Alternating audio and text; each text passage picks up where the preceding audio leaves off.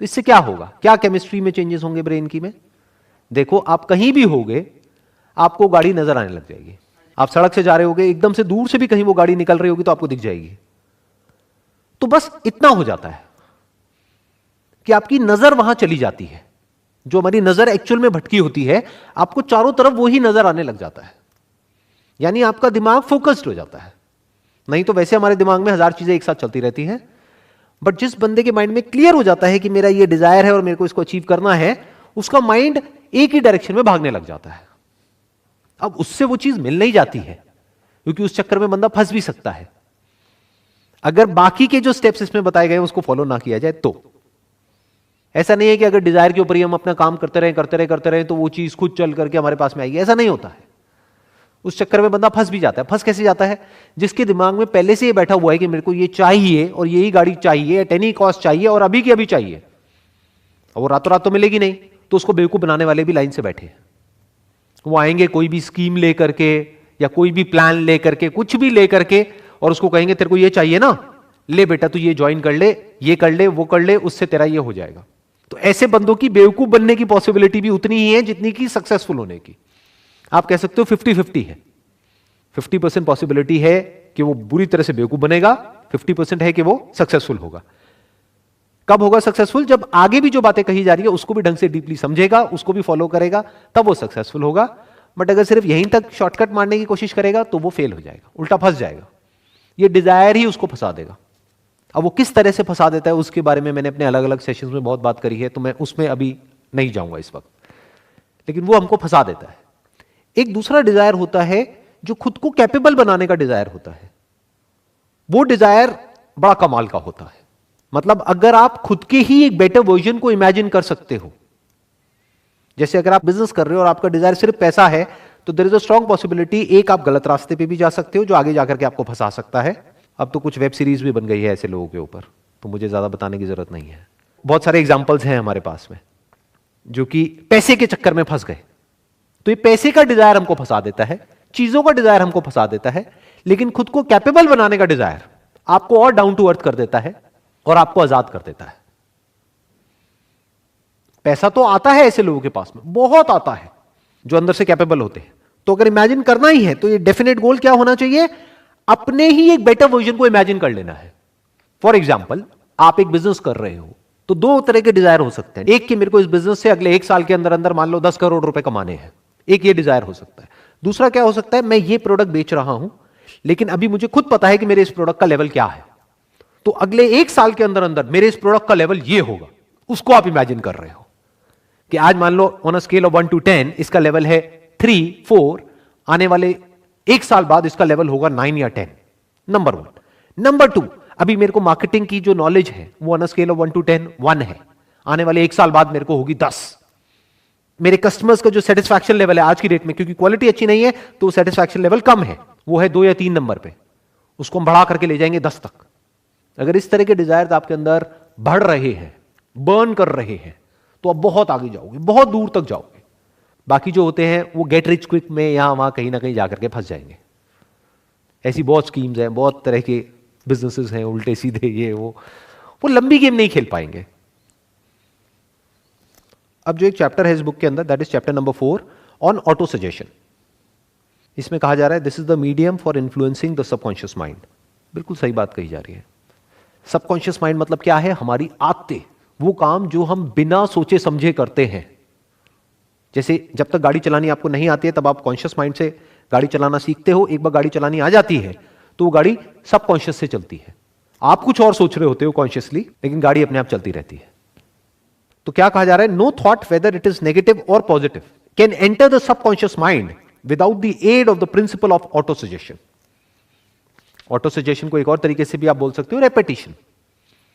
Auto suggestion मतलब कि हम खुद को सजेशन दे रहे हैं, मतलब खुद ही के माइंड में एक बात को रिपीट करते चले जा रहे हैं। किसी भी स्किल को अगर हमको डेवलप करना है तो उसके लिए क्या चाहिए? Repetition, practice. माइंड के लेवल पे अगर ये जो डिजायर है, अभी वो सिर्फ एक डिजायर है, उसको बर्निंग डिजायर बनाना है, तो उसके लिए क्या करना पड़ेगा? क्या चाहिए माइंड के लेवल पे? Auto suggestion. ऑटो सजेशन मतलब क्या? रेपिटेशन, कि बार बार उसके बारे में सोचना पड़ेगा। तो वो धीरे धीरे कॉन्शियस माइंड से हट करके सबकॉन्शियस में चला जाएगा। फिर क्या होगा? अपने आप ही वो थॉट्स आने लग जाएंगे। बिल्कुल ऐसा है जैसे एक बीज को आप प्लांट कर रहे हो। डिजायर बिल्कुल एक बीज के जैसा होता है, तो बड़े सोच समझ करके वहां पे प्लांट करना होता है। नीम का बीज बो दिया तो उसके बाद में पता नहीं लगेगा, लेकिन जिंदगी कड़वी हो जाएगी। और अगर आम का बीज बो दिया तो जिंदगी मीठी हो जाएगी। तो इसीलिए मैंने कहा कि डिजायर किस तरह का अच्छा होता है लॉन्ग रन में और किस तरह का बुरा होता है, based upon my own experience. कुछ लोग मेरी बातों का कुछ गलत मतलब भी निकाल लेते हैं। उनको ये लगता है जब मैं बोलता हूं कि भाई इस तरह के डिजायर हमारे अंदर नहीं होना चाहिए, तो उन लोगों को ये लगता है शायद मैं जो कह रहा हूं उसकी वजह से उनके पास में पैसा नहीं आएगा या उनका लाइफस्टाइल इंप्रूव नहीं होगा। जबकि मैं ऐसा कभी भी नहीं कह रहा हूं। मैं क्या कह रहा हूं, डिजायर ऐसे पालो जो आगे जाकर के आप फंसो नहीं, पैसा बहुत आएगा। और जो भी कुछ कह रहा हूं, सवाल यह उठता है कि मेरे पास में क्या अथॉरिटी है इस बुक के बारे में बात करने की। जो भी कुछ कह रहा हूं अपने एक्सपीरियंस के बेस पे कह रहा हूं। मतलब मैं आपको कोई समरी नहीं बता रहा हूं इस बुक की, वो तो कोई भी कर सकता है। मैं क्या बता रहा हूं कि मैंने इस बुक को पढ़ा था आज से बहुत साल पहले, मे बी 20 साल पहले, जिसके बेस पे मैंने कुछ समझा, कुछ इंप्लीमेंट किया, कुछ चेंजेस लेकर के आया अपनी थॉट प्रोसेस में, जिसकी वजह से आज मेरी लाइफ एक पर्टिकुलर लेवल पे है। तो क्या कहा जा रहा है, no thought whether it is negative और positive can enter the subconscious mind without the aid of the principle of auto suggestion. मतलब कि जब तक कि हम रेपिटेशन नहीं करेंगे तब तक के कुछ भी नहीं होगा। तो रिपीट करना है, यानी कि जो भी आपका डिजायर है, जो भी आप बनना चाहते हो, जो भी करना चाहते हो, उसको लिखते रहो, उसके बारे में सोचते रहो, उससे रिलेटेड बुक्स पढ़ सकते हैं, उससे रिलेटेड वीडियोस देख सकते हैं। यानी हमारा माइंड एक ही जगह पर फोकस्ड हो जाए कि जो आपको करना है पूरी तरह से वहां पर फोकस्ड हो जाए। फॉर एग्जाम्पल, आपके माइंड में ये डिजायर है, एक बर्निंग डिजायर है एक्सीलेंस को अचीव करने का, जिस भी फील्ड में आप हो उस फील्ड में। तो उस एक्सीलेंस की जो भी डेफिनेशन है, हर फील्ड के लिए अलग अलग है एक्सीलेंस की डेफिनेशन। आप एक डॉक्टर हो तो कुछ और है, इंजीनियर हो तो कुछ और है, लॉयर हो तो कुछ और है, बिजनेसमैन हो तो कुछ और है। जो भी डेफिनेशन है आपकी फील्ड में एक्सीलेंस की, उस डेफिनेशन को पहले क्लियर करो अपने माइंड में, डिफाइन करो अच्छे से, ताकि वो डिजायर डेफिनेट हो जाए। फिर उसको रिपीट करते चले जाओ अपने माइंड में कि this is what I want to become, this is what I want to achieve. अब चैप्टर 6 है इमेजिनेशन के ऊपर। इसमें कुछ बहुत इंटरेस्टिंग लाइंस हैं। The imagination is literally the workshop wherein are fashioned all plans created by people. The impulse, the desire is given shape, form and action through the aid of the imaginative faculty of the mind. मतलब यहां पर क्या बात करी जा रही है कि इमेजिनेशन भी बहुत जरूरी है। हम क्या समझते हैं इमेजिनेशन मतलब क्या, सिर्फ उन लोगों के लिए जो किसी क्रिएटिव फील्ड में है। अरे नहीं, सबको है। अगर आपको कुछ भी ढंग का अचीव करना है तो पहले आपको इमेजिन करना होगा, क्योंकि वो अभी आपकी करंट रियलिटी से बिल्कुल अलग है। फॉर एग्जाम्पल, आप क्रिकेटर हो लेकिन आपका फिटनेस लेवल एक लेवल पर है आज की डेट में, बट कोई क्रिकेटर है जिसका कि फिटनेस लेवल एक अलग ही लेवल पे है। मान लो आपका है 100 में से 10, बट कोई और है जिसका है 100 में से 100। तो वो आपके लिए एक एंड गोल हो गया।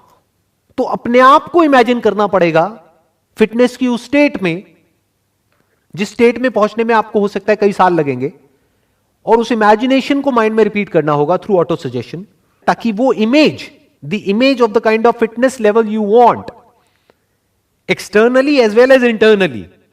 इंटरनली मतलब क्या, बाहर से तो आपकी मसल्स दिख सकती है, अंदर से मतलब क्या, आपकी कोर कितनी स्ट्रांग है। किसी भी स्पोर्ट्स में या गेम में सारा खेल कोर का होता है।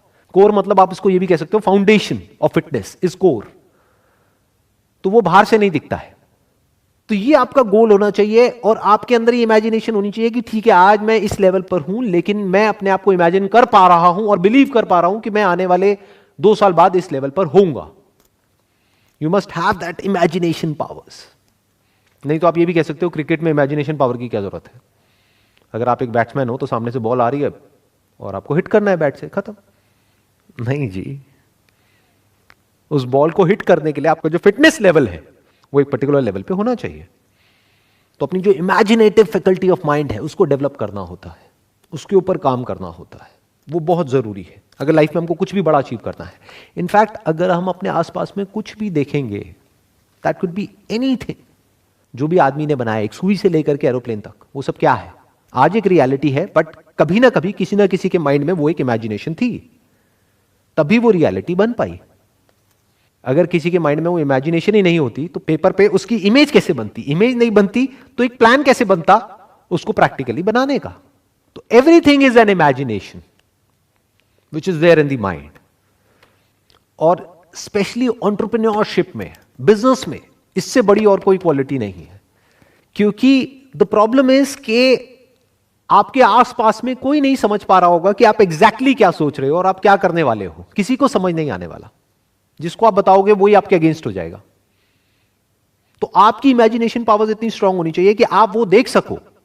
मतलब that imagination must become like a vision for you, जो औरों के लिए सिर्फ एक इमेजिनेशन होगा, मतलब एक ख्याल होगा। किसी और को आप बताओगे तो वो कहेगा क्या ख्याली पुलाव पका रहा है, मुंगेरी लाल के हसीन सपने। बट आपके माइंड में क्या हो जाना चाहिए, वो इमेजिनेशन एक विजन की तरह हो जाना चाहिए कि आपको साफ नजर आ रहा हो, कि आप आंखें बंद करो और आपको साफ नजर आ रहा हो कि आने वाले 5 साल बाद क्या होने वाला है, कि दुनिया किस डायरेक्शन में जाने वाली है। इसको एंटरप्रेन्योरशिप बोलते हैं। अब जैसा मैंने अभी थोड़ी देर पहले कहा था कि इसमें सिर्फ डिजायर से कुछ नहीं होगा, ऑल्दो डिजायर सबसे इंपॉर्टेंट है, यानी बिना बीज के कुछ नहीं होगा, लेकिन सिर्फ बीज से भी कुछ नहीं होगा। ये बात समझने वाली है कि उसके साथ साथ में और भी बहुत कुछ करना पड़ेगा। खाद डालनी पड़ेगी, पानी देना पड़ेगा, लैंड को आइडेंटिफाई करना पड़ेगा कि वो सॉइल उसके लिए ठीक भी है या नहीं है उस तरह के बीज के लिए। तो ऐसे बहुत कुछ करना पड़ेगा। तो और क्या करना पड़ेगा जो बहुत इंपॉर्टेंट है, या किस वजह से लोग आगे नहीं बढ़ पाते हैं। चैप्टर नंबर 8 है डिसीजन के ऊपर। इसमें क्या कहा जा रहा है, accurate analysis of over 25,000 men and women who had experienced failure disclosed the fact that lack of decision was near the head of the list of the 30 major causes of failure। 30 वजह जो इन्होंने ढूंढी, निकाली failure की, कि जिस वजह से लोग फेल होते हैं, उस लिस्ट में सबसे टॉप पे जो है that is lack of decision. This is no mere statement of a theory, it is a fact. Procrastination, the opposite of decision, is a common enemy that practically everybody must conquer.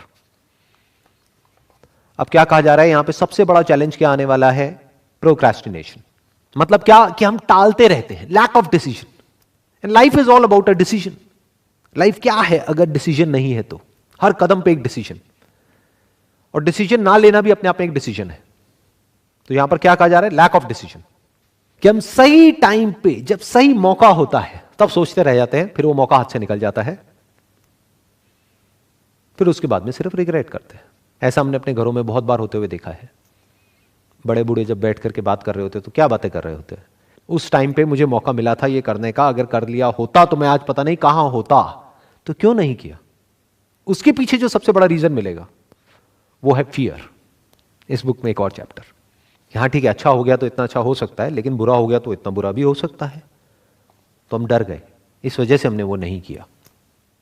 जो सबसे बड़ा factor है failure का, वो क्या है कि वो कुछ करते ही नहीं है, इस वजह से फेल हो जाते हैं। इसलिए नहीं कि कुछ करते हैं और फिर उसमें फेल हो जाते हैं, नहीं, वो कुछ करते ही नहीं है, यानी सोचते ही रह जाते हैं। ना कुछ करने का डिसीजन ले पाते हैं, ना कुछ नहीं करने का, बीच में अटके रह जाते हैं और मौका निकल जाता है। इन अदर वर्ड्स, कल पे नहीं टालना है।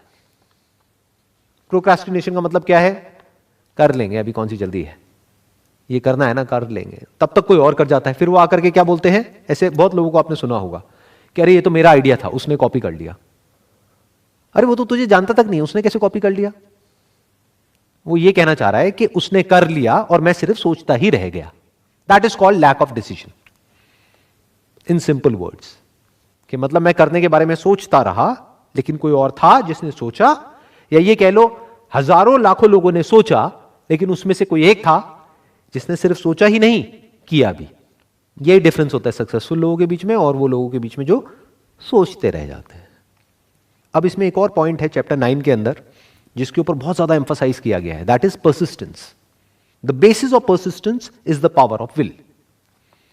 मतलब क्या कह रहे हैं, परसिस्टेंस कहां से आता है, विल पावर से, कि हमारे जो अंदर की विल पावर है that must be strong enough, कि जब सब कुछ हमारे अगेंस्ट चल रहा हो उस वक्त भी हम आगे बढ़ते रहें, क्योंकि ऐसा तो होगा ही। बिल्कुल जैसे मौसम बदलता रहता है, ऐसे ही लाइफ में होता है।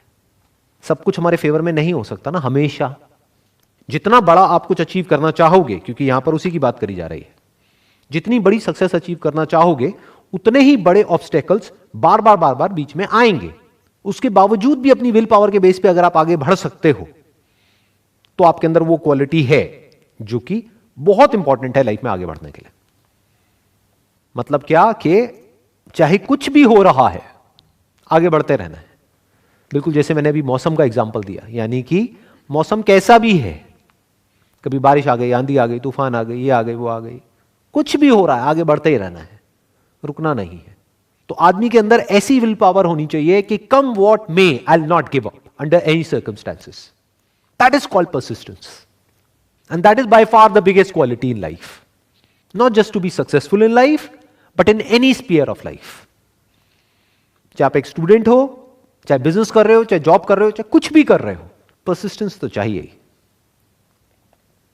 क्योंकि जिसकी छोड़ने की आदत पड़ जाएगी ना, कि जरा सी प्रॉब्लम आई, छोड़ो ना, क्या करेंगे, वो छोड़ता ही रहेगा जिंदगी में, वो भागता ही रहेगा, वो भगोड़ा बन करके रह जाएगा।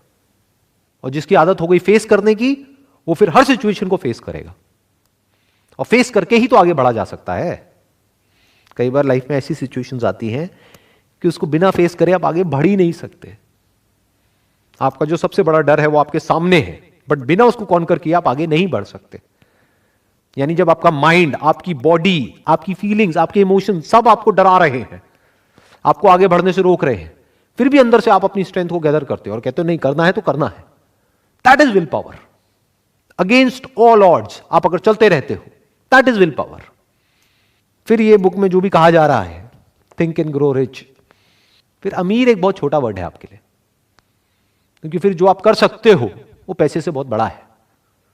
आप सिर्फ पैसा नहीं कमाओगे, you will leave a legacy behind.